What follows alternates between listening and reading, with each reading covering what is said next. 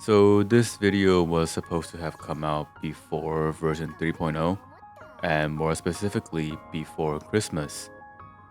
However, due to my laziness, my procrastination, and just having completely overestimated just how long a video like this would take to make, I honestly thought that this video would be 20 minutes, maybe 30 minutes max, not almost an hour, since it's just me talking over some b-roll, but it took a lot longer than I thought. Either way, video is done. I hope you all enjoy.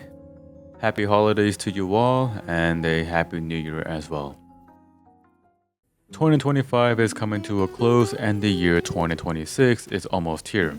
Coincidentally, patch 2.8 of Wuthering Waves is almost done and version 3.0 is almost here. So I figured that I might as well make a video on all the characters up until now, basically being a tier list without it actually being a tier list. The criteria will be based on how much I like a character design, their personality, their gameplay, and so on and so forth. This will very much be a second monitor type of video because it will just be me rambling for the next however long. So if you're on PC, feel free to put this on your second screen. And if you're on mobile or TV, yes TV, I have the stats, that is 11.4% of you. Or if you only have one screen for your PC, then I don't know, figure something out. Now, will I be talking about all of the characters in depth? No, of course not. Some characters don't even appear in the game properly or only have a couple of scenes, while others are significantly more involved in the story. Some characters I don't even own or I missed the event where they made an appearance, so I will have very little to say on some characters.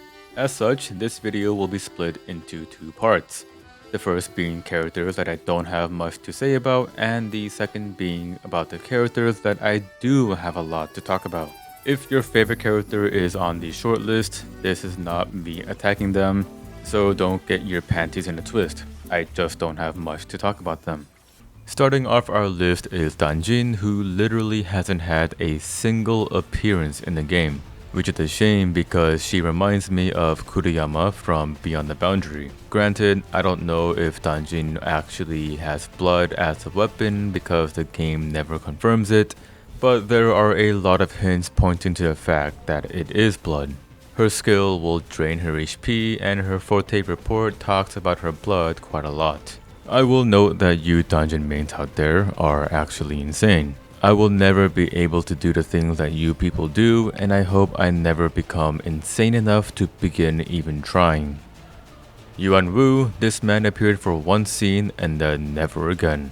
He's an older, well-dressed man who punches and kicks things in his way. He has a really cool niche of increasing the damage you do to an enemy's vibration gauge, but unfortunately, he has two major issues. The first is that he scales off of defense, making his personal damage very poor. The second is that enemies in the current endgame are only down for a short time, and with the lack of his personal DPS, it's a lot better to just build an entire team for raw DPS with other characters. Hopefully the new tunability mechanic will make him better. Taochi is the second of the defense scaling characters in the game and appeared for like one or two scenes, I think. She gives shields and heals her team, except her normal scale off her attack instead of her defense, so just like Yuan Wu, she hits like a wet noodle. And while she does have a skill that is a parry, you are much better off just dodging because that parry does not negate damage. So let's say you're fighting a hologram and you try to parry, guess what? You still took 10,000 damage. Alto, we still owe him a boat. The one that he lent us is now sitting at the bottom of the ocean. Honestly, I like him. He's a fun guy and reminds me of Sampo from Honkai Star Rail. If he was a person in real life, I feel as though he'd be the one you call up whenever you want to do something really stupid but also really fun. He is from the New Federation, which makes me think that he might make an appearance again when we get there. Baiji has the coolest dodge in the game. She literally teleports away and reappears holding onto her summon. In the story though, I thought she would be part of the beginning trio that will travel with us throughout 1.0, but sadly she just says a few lines and that's it. She vanishes off into her study and we never see her again. She also didn't give me the gacha tutorial where she would be a guaranteed drop. I have no idea what happened, but the game just skipped it for me. Mortefi is another character that, aside from doing one single thing in the story, had no other relevance outside of that. Thankfully, he was more relevant in gameplay than he was in the story because he was the only character in 1.0 that could buff heavy attack damage, making him the perfect partner for Jian. However, when we got to Renacita, Zani and Phoebe replaced the heavy damage archetype, while Cardathea and Giacona replaced the aero damage archetype.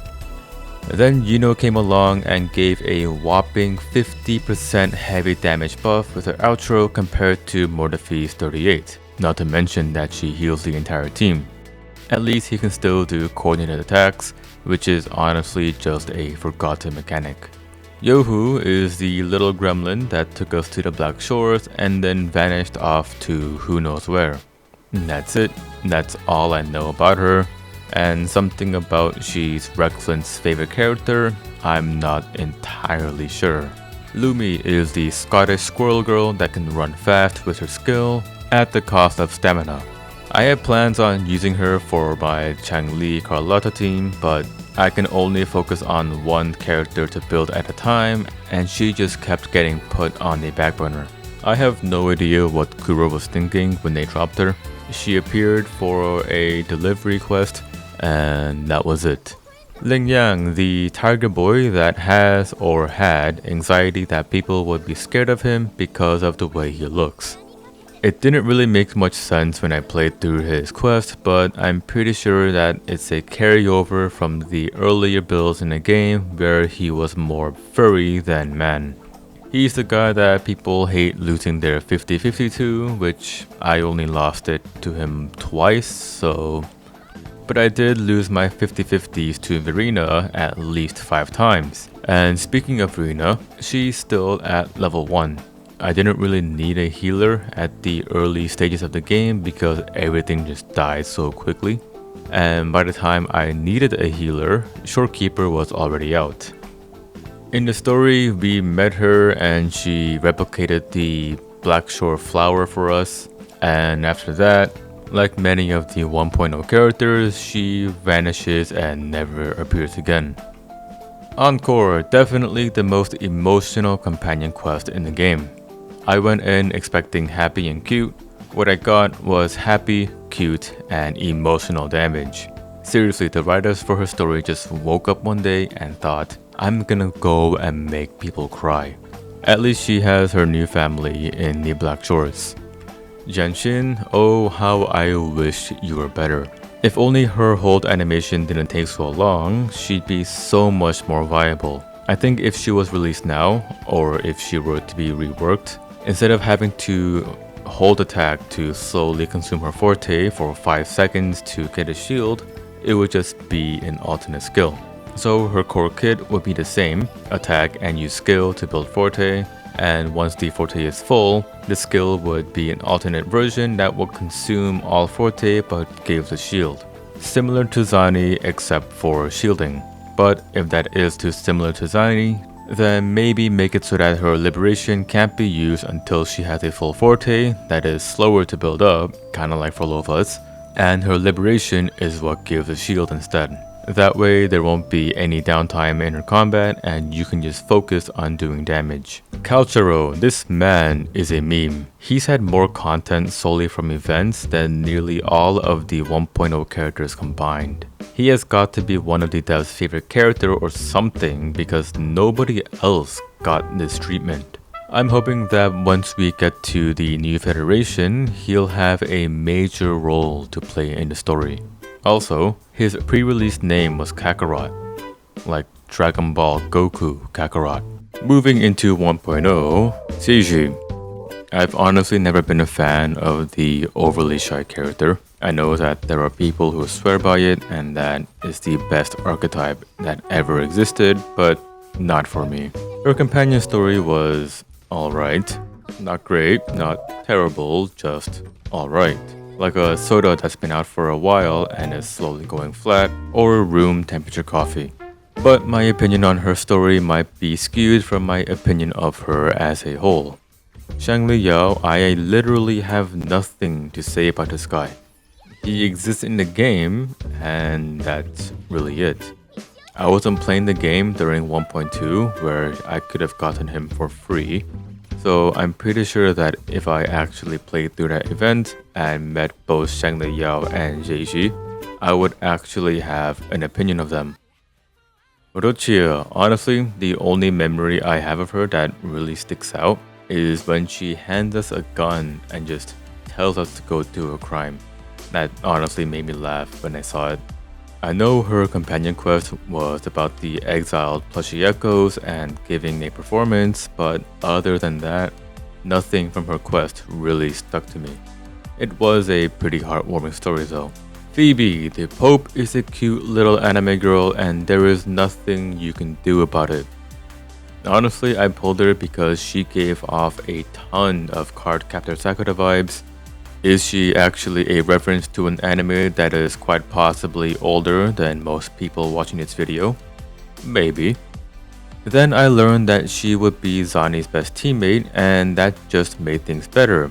So I really hope that Kuro will not make this the norm in 3.0, needing a dedicated limited 5-star just to make another limited 5-star viable. Brent I really wanted because at the time I was running a Shangli team for most content and Brent was her best teammate. He's also a pirate with a taste for theater and I'm a huge fan of Pirates of the Caribbean. Well, up to the third one.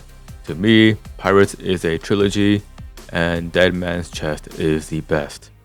Unfortunately, I had just gotten Phoebe the previous banner and I lost the 50-50 on him for either Encore or Verena. His companion quest was fun though. It was as close to a treasure hunt that we could get in the game's limitations, though I do wish we traveled on the ship a little bit more. Chiakana, the funny bard. I honestly wasn't expecting her to be so expressive, not that I'm complaining. I think patch 2.2 is when Kuro really began doing more of his character's expressions instead of just using the same regular 5 that everybody has. Anyway, Chiakana is a bard that pulls out a gun when she needs to. In my personal headcanon, that's how she deals with critics. Unfortunately, that is just my headcanon because she was exiled from Minisita and reappeared in Septimon. I don't recall if she was still exiled by the end of 2.7, but if she is, she should pay Phoebe a visit to try and get that fixed. Frolova, where do I begin?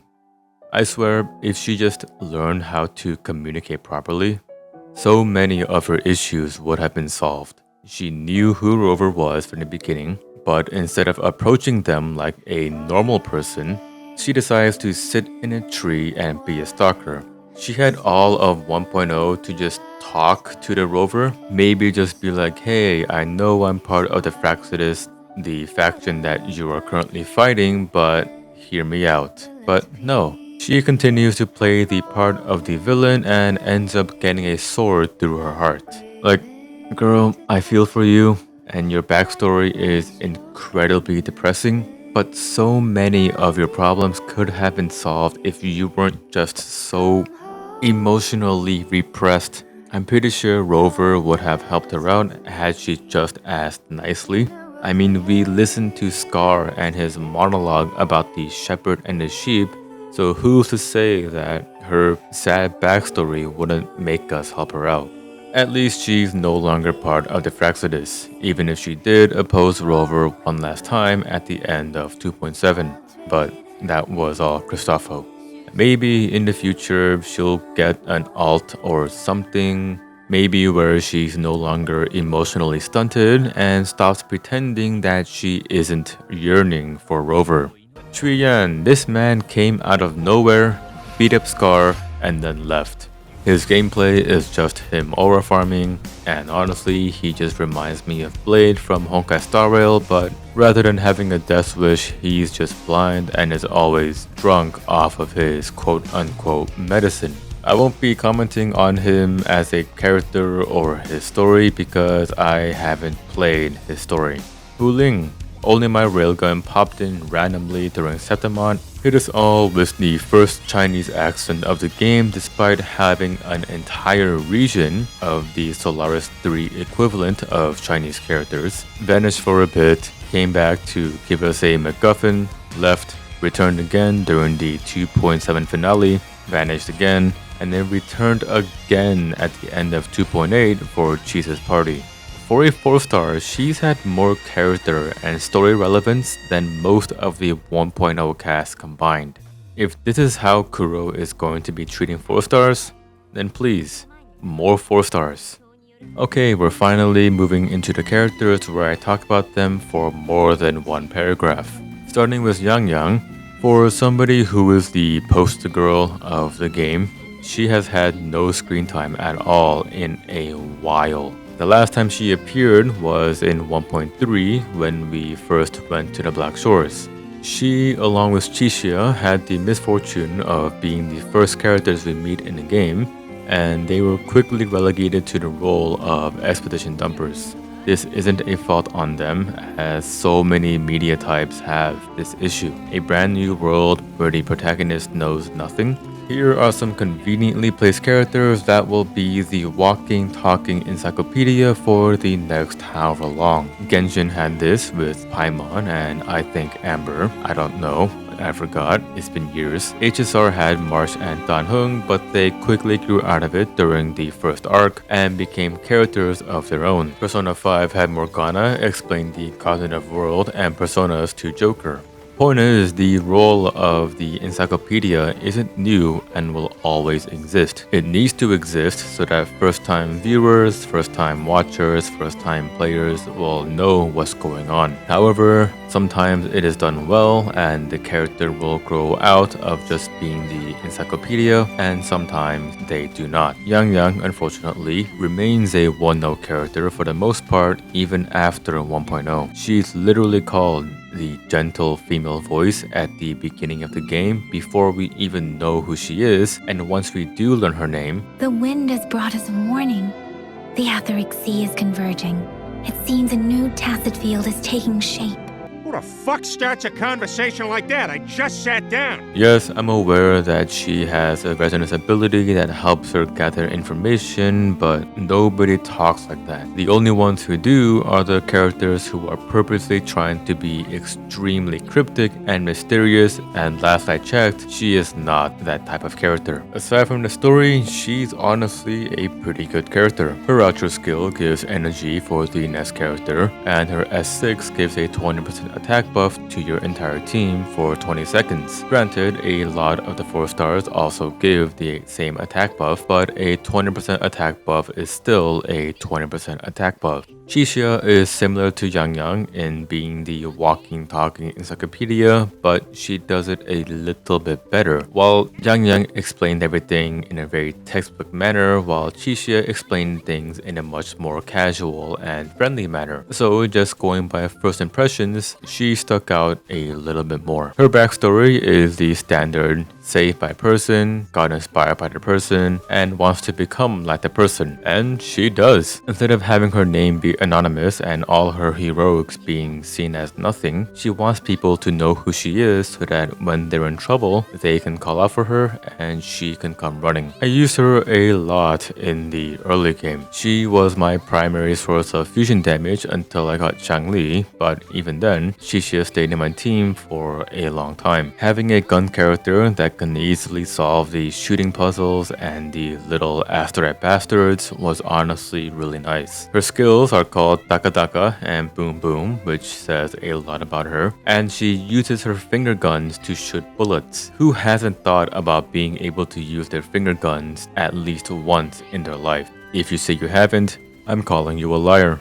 Sanhua is best girl and you can't convince me otherwise. Yes, I know that she only had like 2 scenes in the MSQ, but this is my video so I am going to be very biased. At the beginning of the game, I rolled a gacha not for Chiyan, but for Sanhua. She's got a cool monochrome aesthetic, she's a blind swordmaster, which is always going to be a badass trope, and she's the emotionally repressed character that only shows her feelings to those she is close to, which is honestly one of my favorite tropes. She does not know how to smile properly, and so she lifts the corners of her mouth in an attempt to imitate one. She even draws a happy face in her idle animation. She does the cool anime thing where she moves behind an enemy, sheathes her sword, and then the damage happens. Her liberation animation is short but really cool, pun completely intended. She's a 4-star, so getting her to S6 is easier. She got a free skin that she looks great in. She has a naturally high energy regen so that her rotation is really easy to learn and use. Just intro, ult, skill, heavy, and that's it.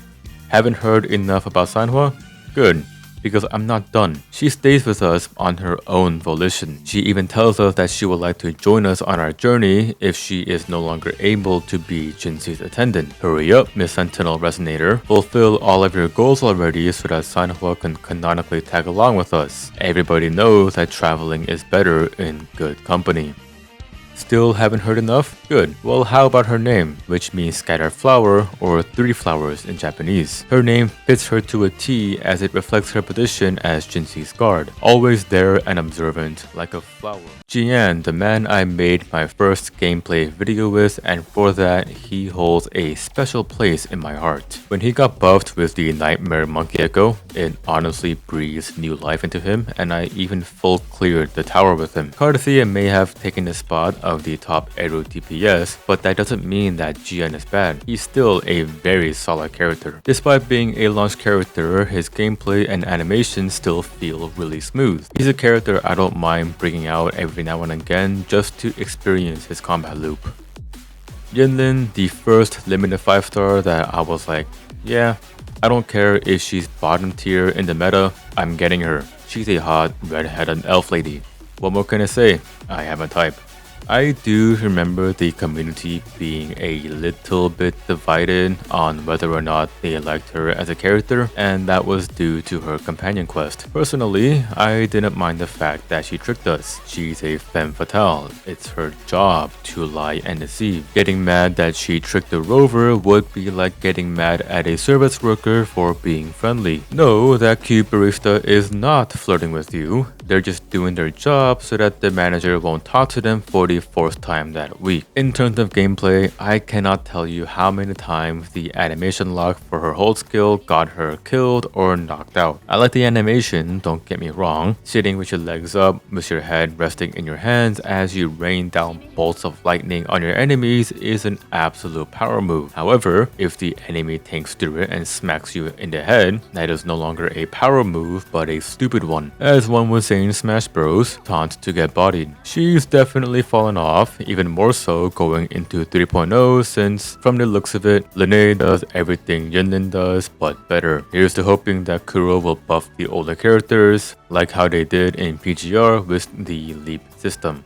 Jinxie, I won't lie, when I first met her, or at least the recording of her, I thought she was going to be the person who looks like she's 15 but is actually hundreds of years old, and I'm glad that I was wrong. But even after 1.0 and meeting her in that nighttime scenario, I still didn't really want to pull her. Then I saw her gameplay and played through 1.1 and my mind quickly changed. I was also in desperate need of a Spectre DPS, which she fit into that role perfectly, and with Yinlin providing decent personal damage and coordinated attacks for Jinxie's forte, I had a pretty solid team for most content. It's always fun building up to one single powerful attack and then just nuking your enemy's HP. That and just seeing a big number on screen.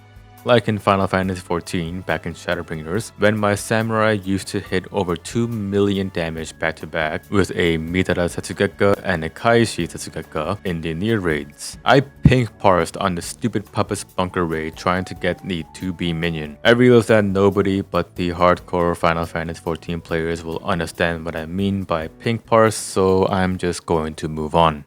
Shangli, my first ever polling video and still one of my favorite characters to date. When she was first drip marketed, I saw that she was a fusion DPS and I thought, do I really need her even though I have Chichia as my primary fusion DPS? The answer is obviously yes. I mean, just look at the way she looks at Rover. I said it before in a previous video and I will say it again. Get yourself someone who looks at you the way Shangli looks at Rover. You know you've won in life if you find someone like that. She's hot, literally in this case, as her body heat gets to the point that her clothes actually burn away, and then she magically gets them back after using her forte. How that works, I don't know, it's magic. I actually like her design better with the jacket on because the black contrasts nicely with her lighter colors.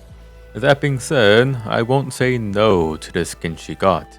At first, I didn't think it suited her because we first met her in a snowy environment, but then I remember that her body heat is much higher than normal, and for one reason or another, the skin grew on me. Attractive woman is attractive woman. Put her in a nice swimsuit and there are only upsides to it. What more do you want? Shorekeeper, the must-pull meta character from the moment she released even until now. I'm pretty sure that she'll still be relevant going into 3.0 because she just does everything. She heals, she gives an attack buff, she buffs your crit rate and your crit damage. Everything you need for a DPS character, she can buff. I will admit that due to my lack of reading her skills, I did not know that she buffs crit rate and crit damage until months later. A lot of people say that she is the canonical wife, and yeah, I can see that. The AI girlfriend may not matter to you, but she matters to someone else. Camellia, spin to win the character. Not gonna lie, I did not think I was going to like her as much as I ended up liking her. Like I said before, I have a type, and that type is certainly not the yanderes. No hate on them, I just don't see the appeal. Then I played her companion quest and had a lot of my initial thoughts on her completely subverted. She's almost the exact opposite of Shorekeeper. Sure, they both sought out Rover, but Shorekeeper wanted her master back, while Camellia was driven by sheer instinct for reasons that not even she knew. Is it love or a twisted form of it? I don't really think so. Her story quest showed that Rover is more or less Camelia's anchor, so that she doesn't go batshit crazy and overclocks to death. She actually died in the first simulated timeline and possibly other timelines. Then comes Rover, who can literally reshape fate. No wonder she would use him as an anchor. In terms of gameplay, she was the first character that really got to shine thanks to my Sanhua already being built. Need some single target damage? Spin to win in her white hair form. Attacking more than one enemy? Spin to win in her red haired state and just watch as all the enemy's HP just melts away. Need a huge chunk of damage? Use her alternate skill and easily hit over 100k at the bare minimum even with a half decent stat spread. Just saying, no, you can't fix her. She's a battle-hungry maniac that won't even show the slightest interest in you if you can't almost kill her. Instead, just point her at the nearest to whatever you want gone from the planet and watch as she explodes into a giant flower and deletes everything in a 10-meter radius. Carlotta Tosakarin if she was Italian, or whatever conglomerate Renacita is. I know I already made this comparison in my retrospect video, but the similarities are right there. They're both from an old and powerful family, they both use gems during combat to a degree, they both shoot guns, yes, finger guns are included, and has a powerful bodyguard. They even share the same Japanese voice actress. Carlotta is such a great character. Granted, that's practically every character introduced in 2.0 and beyond, but she set the bar high going into the new patch. And she needed to, because if the first limited 5-star of a brand new expansion flopped, the sentiment surrounding Wuthering Waves at that time would have been really low. She was the introductory character to the meat and potatoes of Renacita, and she did not miss. I mean, yeah, it was obvious from the beginning that she wasn't just another member of the Montelli. The game spared almost no effort trying to hide it, but even so, the reveal that she was the head of the Montellis, or the acting head, was still satisfying. She acted in a way that wasn't out of character for somebody in her position. Things are kind of going to shit, and in order to keep things from going public and not lose face, she went undercover to try and solve the situation without letting the general public or the rival family know that they were having a major issue.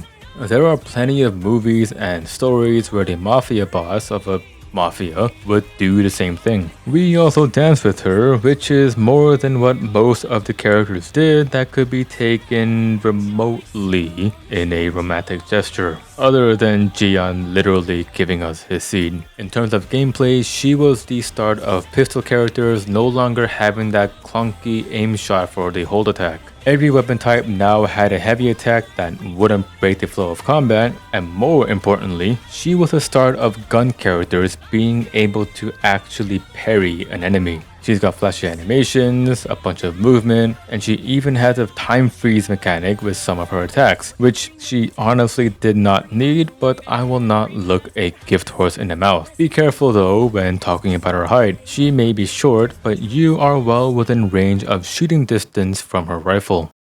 Cantarella, definitely the biggest in the game. Just look at how they bounce and jiggle when she moves. I'm talking about her jellyfish. Anyway, she is such a fantastically written character, and she subverted every expectation that I had. Everything about her just screamed seductress, from her character design, the dress that's more akin to a baby doll dress than anything else, her promos, the cherry scene. I thought she was going to be a one-note character. Then I played through 2.2 and she floored me with how selfless and caring she was. Don't get me wrong, she is very much the poisonous seductress that she was shown as, but that's only one side of her. She was raised in a toxic environment, literally and figuratively, where they basically performed death trials to test if a child was the Blessed Maiden. And upon learning that she was the Blessed Maiden, she gives up her power of the Second Awakening, and from what I know of the lore, I will be the first to admit that I am not a lore expert. It's a pretty big deal. It would be the lore reason if a 4-star character becomes a 5-star, and if 6-star rarity was a thing, then Jinxie with her Second Awakening would be a 6-star character. All throughout 2.2, she plays the role of a caring and loving mother, which is a direct contrast to her mother. She packs lunch for us, lets Rover and Cardathea take the first boat together while she takes the second one alone, scolds Cardathea and gives her the push she needs, and even though she's exhausted, she fights for us in secret. Then, in her companion quest, it's revealed that during the trials for the Blessed Maiden, she protected all the other candidates who would have died if they were left alone, and she made sure that they lived the best life that they could in secret until they no longer had to be a secret. And even though Cantarella knows who Rover is, she knows that even heroes need to rest and invites them to have that rest in her estate. She is such a well-written character, even if I had to actually put some thought into the story due to it being a little convoluted. In terms of gameplay, she's a healer that just deletes things. One of my main Wuthering Waves teams was Camellia, Sanhua, and Cantarella, and both Camellia and Cantarella would act as the team's DPS. Sanhua was the perfect third teammate because I didn't have Rocha, who would be better. Camellia comes in, spins a bunch, explodes, spins some more, outros to Sanhua, Sanhua makes some glaciers, outros to Cantarella, Cantarella swims in the air with her jellyfish, makes the jellyfish explode, outros to Sanhua, who outros to Camellia, and repeat. I just wish they smoothed out her animation after her special skill. She has this incredibly smooth ending animation, and then she just drops. Cantarella is also the only character who gets a full page of script. That just goes to show how much I like her. Zani, at the risk of sounding like a broken record, I have a type.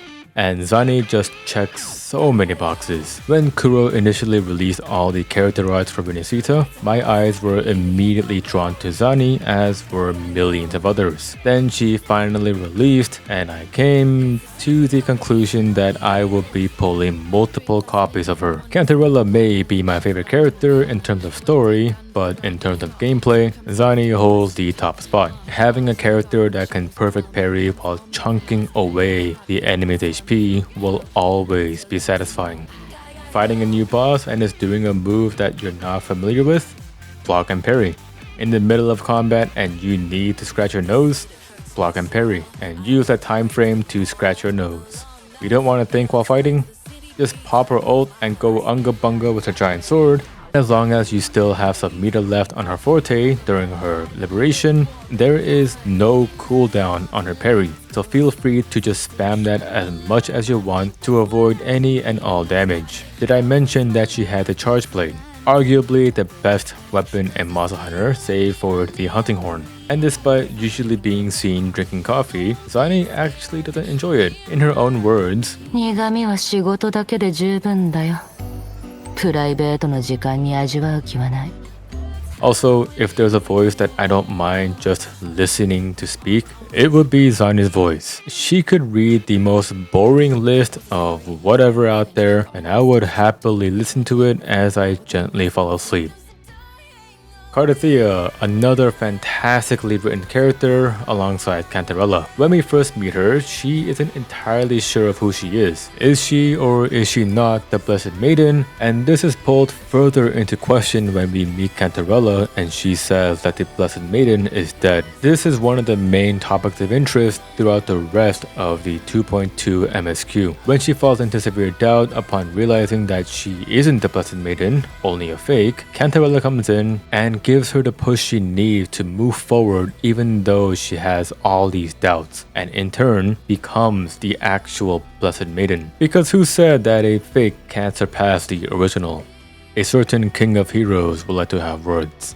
Honestly, 2.2 did not miss when it came to the story. In terms of gameplay, I haven't bothered to learn her optimal rotation because I never really cared about it. I'm the guy that just learns by trying things out and seeing what works and what doesn't work. You might say that what I'm doing is dumb, just follow a guide to be optimal, to which I say, fuck you. I orange and pink parsed without extreme or savage gear because I didn't want to do extremes or savages during Shadowbringers. I do know enough for her rotation. Use Chiakona to inflict arrow erosion, swap the Cardathea, get her 3 stickers, transform, use her attacks, split the waves, repeat. Is it 100% optimal? Is it optimal?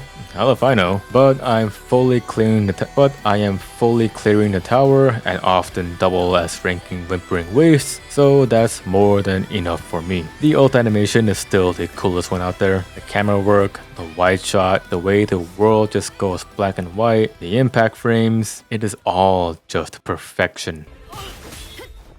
Lupa, she's just here for a good fight and I'm all for it. I'll admit it was a little bit jarring that she wasn't a participant in the 2.6 quest when we hunted the blue horned dinosaur. I figured that Lupa would be the first to sign up for such a thing, but I guess Kuro said this patch is Augusta's and left it at that. She did return at the end of the 2.7 finale, but there were just so many people, she didn't have as much of an individual impact. I remember seeing some flag about her and how she quickly became a rover glazer, to which I both agree and disagree. You have to keep in mind that her previous teammate literally poisoned her, and this was after she already had a history with teammates that never stayed due to a variety of reasons, ranging from not being good enough to stay, to being a literal mole that was leaking info to her competitors. So here comes this powerful fighter with no ties to Satamon, which means not only could this new fighter keep up with her in a fight, but the likelihood of being betrayed was next to zero.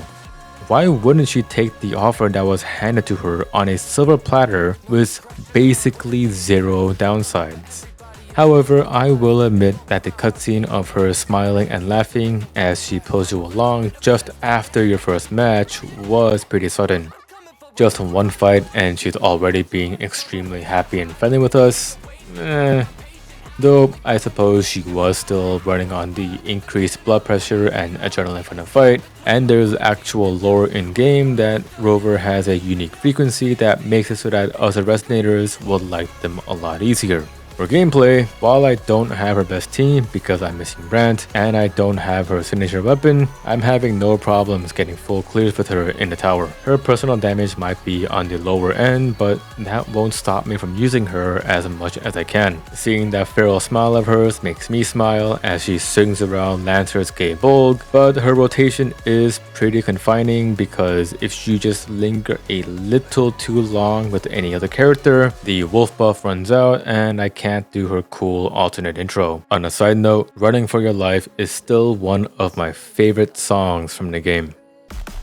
Augusta, a powerful and confident red-haired lady with a clear Greek-Roman aesthetic, though I'm leaning more towards Roman because of the whole theme that she has going for her. There's the gladiator fights, she is very heavily themed on the sun, which is what the Roman emperors were basically viewed as. Her name, Augusta, is heavily inspired off of Augustus, the first Roman emperor who associated himself with Apollo, the god of the sun, and so what better way to make her an electro character instead of fusion, because everyone knows that the sun is just a star and stars are just giant balls of plasma. She has my second favorite combat loop in terms of pure solo gameplay. All of her attacks just have so much weight to them despite how nimble she is with her sword, so kudos to the animation team on getting that part down. Her sword also reminds me of the crafted blade greatsword from Elden Ring, and her forte in the story is considered to be weak and having already reached its peak, meaning that she can only manipulate a magnetic field in a 10-meter radius around her. So yeah, compared to someone who can summon a dragon to shoot a laser beam and delete everything in front of her, or someone who can split an entire ocean in two,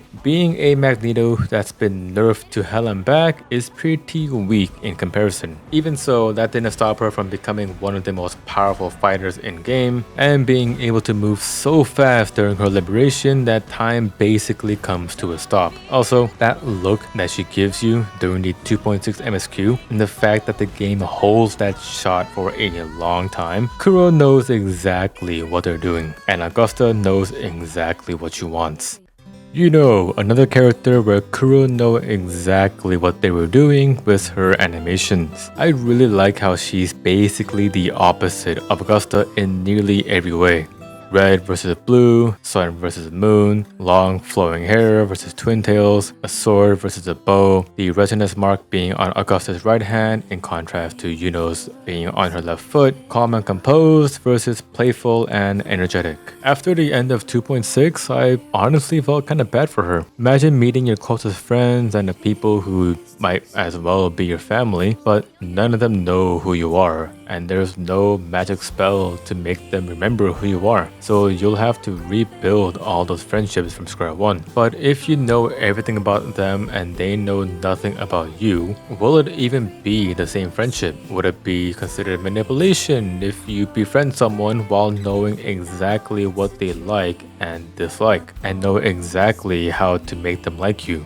Philosophical questions aside, normally I will call out a story for the Deus Ex Machina for being able to bring someone back who was forgotten by reality, but Yuno knew that something like this would happen years in advance, so she was able to prepare for it. And she even gave one of her bracelets to Rover to act as an anchor so that there would be a chance of her return, no matter how small. A 1% chance is a far greater chance than 0. Not to mention that Rover is known to literally change fate, but that could just be seen as a plot device. For gameplay, she's fantastic. She's similar to Cantarella as she can be a DPS and a healer at the same time, but Yuno has the added benefit of increasing your stamina recovery rate and giving a 4% damage buff that stacks up to 10 times for a total of 40% for 10 seconds. She's also the first character in the game that gives a whopping 50% damage amp with her outro skill. Most other outros only give a 38% buff to a single attribute or a 20-25% split between a damage attribute and element, and the only other character to give a 50% amp is Chuyan, but he only buffs echo skill damage, which is a far more niche attribute than Yuno's, which is heavy attack and is used by multiple characters like Jiyan, Sani, Augusta, and Galbrena. Speaking of Galbrena, I have a thing for midriffs and she has the best one in the game. She's a giant Devil May Cry reference. Her guns, Lux and Umbra, is a play on Dante's Ebony and Ivory. She's basically half human, half devil, has a literal devil arm, says jackpot during her counters, and even has a tattoo that changes on her state, similar to V. One negative thing I will say, I did think that her story was oddly placed in the MSQ. Specifically the part where we jump into the giant hole and we have to meet up with her and we see her flashbacks. I'm not saying it was bad, I actually quite enjoyed it, but it broke the flow of the story for me. We were getting ready for the final attack against the big bad and suddenly we're going through flashbacks. I don't think it would have been that bad if we just went through a combat phase and then we met Galbrena again and then we just went on to fight the finale. I know that Kuro kind of went away from having companion quests be a separate thing after Zani, as everybody after her has their companion quest incorporated into the MSQ, but sadly it doesn't always work out. I understand that both Galbrena and Augusta's backstories were relevant to the MSQ, but having them thrown in, to me at least, honestly just broke the flow of the story. But that's just my opinion. Maybe you think that the incorporation of the companion quest into the MSQ is the greatest thing since sliced bread.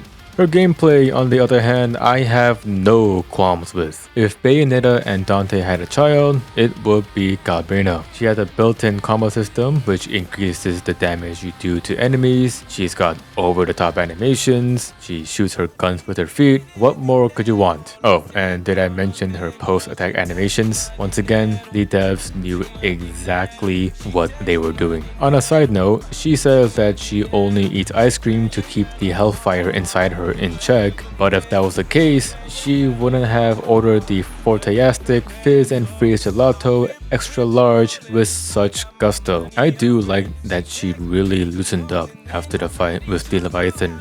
With the big bad enemy gone, she can finally relax a little and just enjoy life.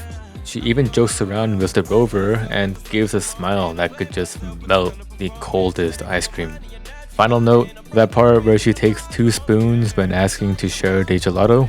I see her fingers making that heart gesture, Kuro. You're not slick. Chisa, the character where Kuro said you're going to get your traditional Japanese schoolgirl and you're going to like it. To this day, her drip marketing has the most likes out of all the others, surpassing Zani's total likes on the JP side in just 6 hours. I wasn't entirely sure how she would fit into the story because she was as far from the Greek, Roman, fantasy look that all the Septimon characters had going for them. But then I should have expected that she'd drop after Septimon and as a teaser into Lahai Roi. Tons of media have a teaser for the sequel near the end of a movie or a TV series, so I don't know why I didn't see it coming. And out of all the characters that became a quote-unquote Rover Glazer or whatever, I think Chisa makes the most sense. She was trapped in a time loop for 2 months and her only companion and friend vanished out of nowhere and left her alone. Humans at our core are social creatures, and just living through the same day again and again and again for a month at least will take a toll on someone's psyche. And I'm pretty sure Chisa was just getting to the point of accepting the fact that she would be trapped forever. And suddenly, here comes Rover, who is the first person she's meeting in a long time and gives her hope that she can finally leave the time loop. And keep in mind, she's a first year at Star Torch Academy, and I don't know if that's a high school or a university. I'm leaning more towards high school because of the school uniform that she's wearing, but either way, she's anywhere between the ages of 15 to 19, and emotions tend to be running pretty high at that age. So the fact that she fell for Rover so quickly, yeah, I can see it happening. In terms of gameplay, she's a debuffer support, and while she doesn't directly increase the damage inflicted by negative statuses like frazzle and erosion, she indirectly does by reducing the target's defense. Personally, I love the poison archetype of gameplay. Back when I was playing Poke MMO, yes, that's a thing. I recommend it. I was running a Sandstorm Poison team. Back when I played Honkai Star Rail, my favorite team was a thought team with Kafka, Black Swan, Sampo, and a sustain with the trend of the Universal Market light cone to inflict burn. There were so many people talking about Super Break and how without it, you couldn't deal enough damage to clear endgame content, while I was just here gleefully watching the enemy bleed to death despite having a full toughness bar. In Final Fantasy XIV, one of my favorite jobs to play is Bard because they are one of 2 DPS jobs that still have their dots, the other being Samurai, which just so happens to be my favorite melee DPS. Why am I talking about this? Because that's what I was hoping Chisa to be. Maybe there will be a new character in 3.0 that constantly inflicts good dots and then she'll shine. God, I hope there's a dot team in the future. Alright, 19 pages of script and 9,600 words later, and we finally reached the end. If my voice sounds different than it did at the beginning of the video, that's because I've been recording this voiceover for nearly 4 hours because I kept messing up and kept having to do retakes. Not to mention it's 6:23 AM. I originally thought about just doing a tier list, but I figured that I might as well put in a little bit more effort for the last video of 2025. I didn't realize that writing out a script and talking about every character would end up being so lengthy. Anyway, hopefully this was out before Christmas. If not, oh well. Either way, happy holidays and have a good new year to you all.